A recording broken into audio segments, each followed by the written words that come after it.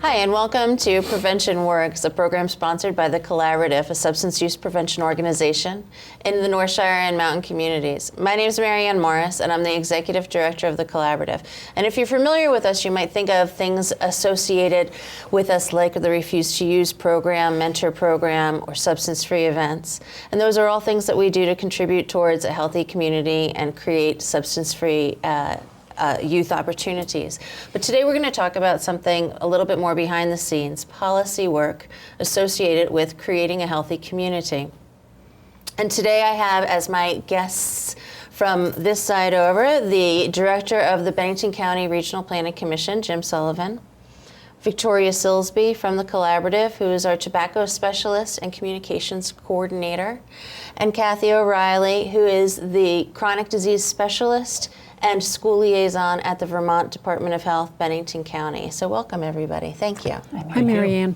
So to get us started off, we're talking about density as it relates to policy. So Jim, can you tell us what does that mean for town planning and things like that? Sure. So the idea of density in the context of town planning and planning for healthy communities really is talking about trying to create an environment where it's easier for people to do things locally, to get around on foot, by bicycle. So it's really not just density. It's not just putting a lot of stuff in a small area, but it's the variety of uses. It's kind of the idea that people might live, work, go to school, shop, do all those things in a cohesive community that's really tied together by good infrastructure that supports walking, public transportation, and bicycling. And it's a bit of a challenge in a place like Vermont, where a lot of our communities are very rural. So there's a different ways to look at that and to deal with that, whether you're dealing with a Manchester or Peru. So right. It is different. And so how are those decisions made in these communities? Sure. So maybe a little bit of background and context to the whole notion of density and mixed uses. Right.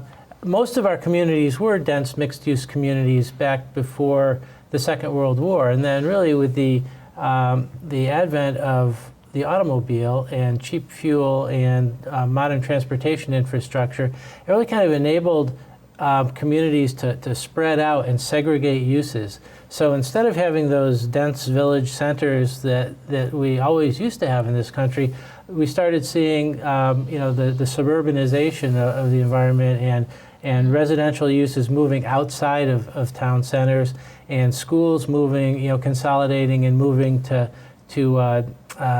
maybe an empty available lot a mile or two outside the center of town, business parks developing outside of the town center, and downtowns supporting kind of a diminishing mix of uses at lower density over time. And we really saw that trend, and towns kind of planning for that, right. And institutionalizing that through their land use regulations and their municipal plans that kind of lay the groundwork for how towns should look in the future. So it kind of started taking on that context, and it's really only been, in the last couple of decades where people have said, gee, not only is that not particularly efficient and maybe contrary to the whole land use context that Vermont holds dear, right. with historic villages and surrounded by open space.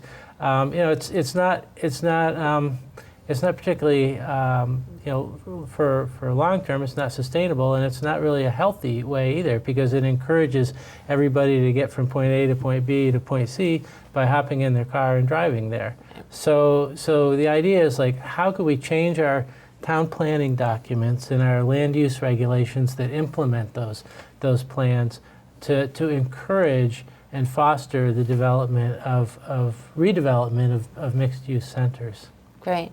And so when we think about all of those factors that sound like that community that you're talking about, that Vermont-based community, what pieces of that help to support substance-free youth or to reduce the amount of impact that negative consequences that substance use can have on a community?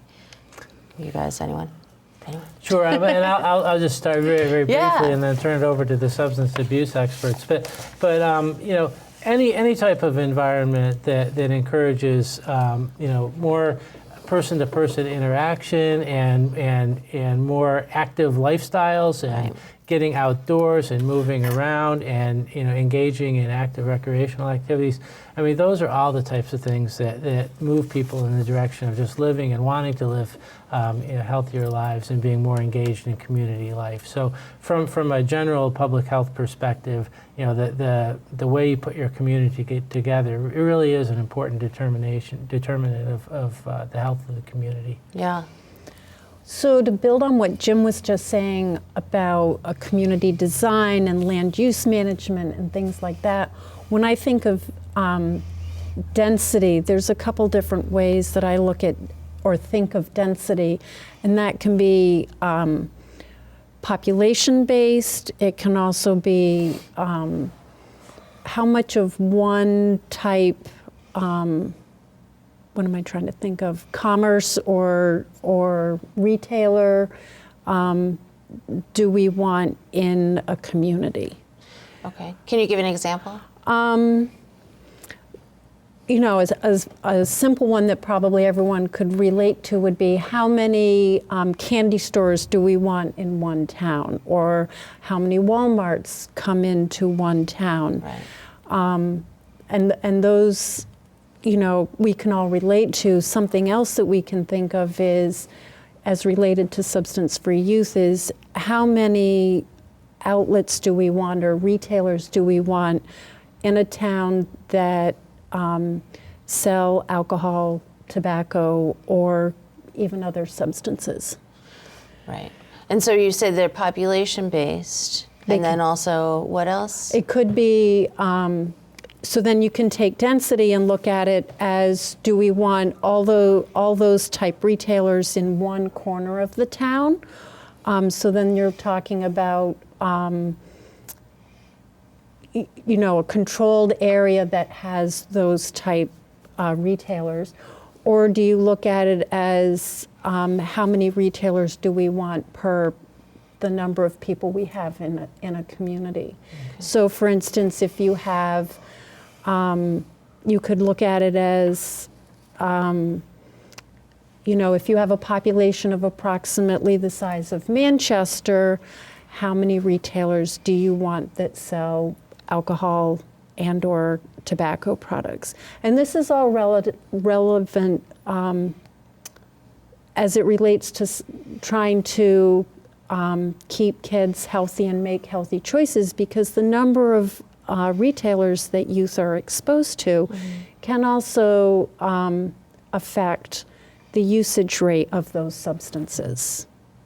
Can you talk more about that? Or Kathy, do you know more about that? Well, I mean, the Surgeon General came out, and it doesn't just apply to kids. Right. But we do know that alcohol, tobacco, and by tobacco I'm going to include e-cigarettes, because we are seeing in the state of Vermont that although youth reported usage, and these are YRBS statistics, reported usage of conventional tobacco products, Bennington is not statistically different than the state in terms of e-cigarette use, and by that I mean overall e-cigarette use as well as usage within the past 30 days. Right. Our youth in Bennington County, our statistics are higher than the state's. And so we know that the closer and the more youth are exposed to that, the more likely they are to initiate substance use. And as a matter of fact, there are studies that show that the closer alcohol outlets are to college campuses, usage increases. I see. And so, speaking about the e-cigarettes and the vaping, and what age group is that specific with in our youth? The YRBS is we administer that. It's middle school through high school, so grades 6 through 12. And that's even primarily with kids who aren't legal to be smoking yet, young people who are not legal. Yes. And so, did you have something? I was going to add that this is really important to the manufacturers of these products, because no longer can tobacco companies, and I believe also alcohol companies, take out huge ads in magazines or promote their brands on television like they used to perhaps when I was growing up. And so now the retailer or the manufacturers of these products, it's not so much the retailers because they're told how to market the products. But the manufacturers want these huge displays near youth-serving organizations because that's how they are marketing to the youth. Right. And getting their next generation. And getting, as they call them, replacement smokers. So if density policies are in place properly, what are some of the benefits that a community could see, or what would that look like in a community that would have healthy density?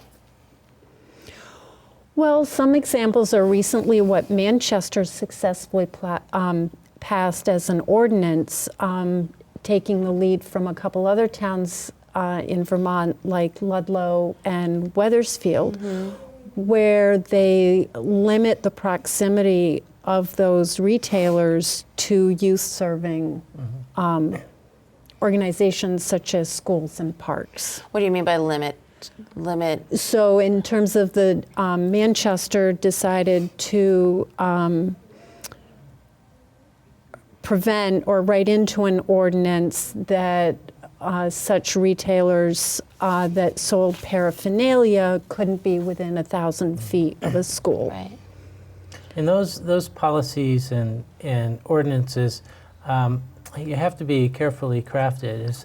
In the land use planning context that we usually work in the regional planning commissions and the town plans and the ordinances that municipalities pass, you're kind of limited with what you can do. I mean, you can create land use districts that control within the town where commercial operations or specific or retail uses are allowed, but it's hard to go kind of below that and specify which specific products can be sold within an area.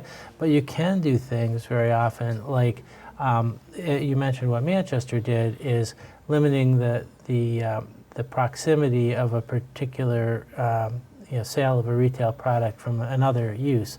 And that's done in a few different cases. You don't see it a lot, but it's definitely the kind of local policy and regulation that can be put into place. But it's land use planning in Vermont is governed by a big set of regulations that are fairly complicated. Yeah. So it's good to have that experience to draw on. So besides tobacco, alcohol, possibly, is there other examples of other substances, for lack of a better word, that do fall into a good density ordinance plan? That's the right word. I don't. I think those are really probably the key things as far as determining types of products that really need to be very carefully treated where they're located. I mean, it's interesting and almost that we're trying to pull these retail sales places together. We're trying to pull everything closer with our mixed-use density. We want to get the schools in the center of town, and we want to get the stores in the center of town, and we want to get people living closer together in the center of town. But at the same time, we don't want this product to be too close to that, and so you're kind of it really gets to require some pretty good and detailed land use planning at the local level to say, okay, how can we do this and still, make sure that we're not going to be called to the mat for discriminating or prohibiting a product that's legally allowed, but we want to very carefully regulate where it goes. So it's kind of like density that we want is giving us some challenges with how we can organize it and locate it relative to all of the uses that we're trying to push together. Yeah, I can see that, and so it seems like that's a barrier, and the land ordinance that you had talked about, that's a barrier. What other barriers happen in towns to having this sort of best practice density for alcohol, tobacco, marijuana, other drugs?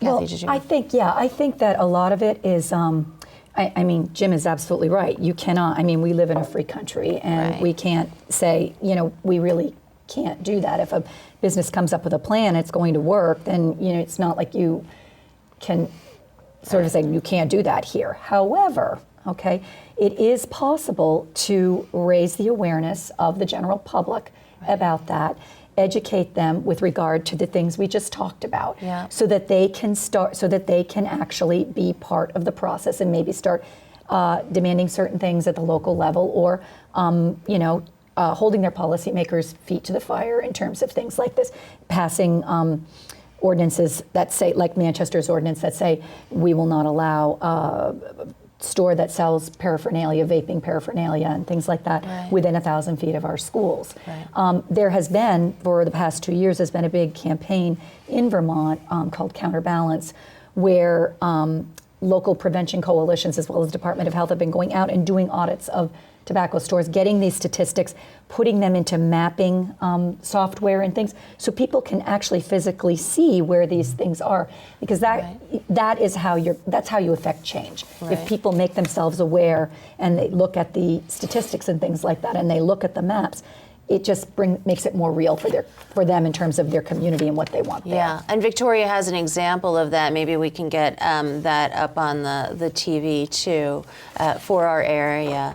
I think that's a great point, is that public awareness, because this is a piece of maybe planning and town work that the general public doesn't know too much about. Jim, do you agree, or do you have any input upon the education that's gone on around this sort of a thing?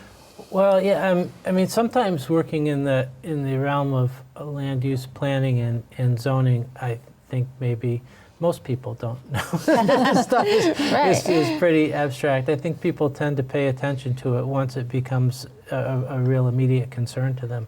So I think that the outreach that municipalities do around their plans and their ordinances to really explain to the public why these ideas are good and important, and the objectives that they're trying to realize is really, really important. And we try to support those outreach efforts, because I think they are really critical. Yeah.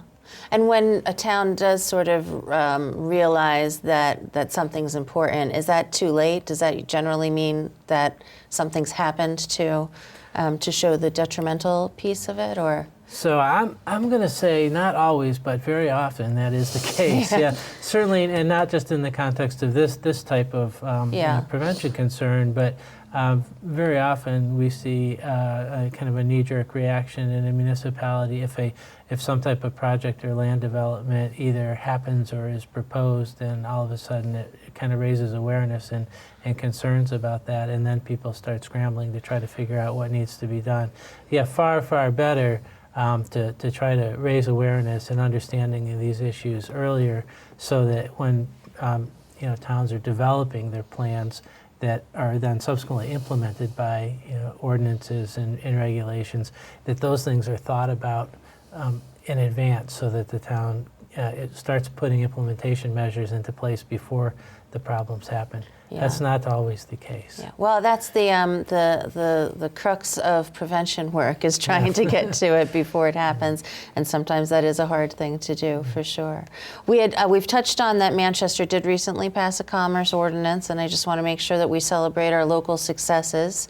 So, do you want to talk, Victoria, a little bit more about what that looked like? Sure, it was really actually very exciting to be invited to a select board meeting, a little nerve-wracking at the same time, but I did have huge support from Vermont Department of Health and the local office, and also Marianne, our executive director, to explain the pros, like you just said, about how it can be a preventative measure, so that creating ordinances or language in town plans, whatever, and planning language, it can be a prevention effort to avoid, like I think we just said, a knee-jerk reaction. So when we were working with the town, it involved a lot of education and communication about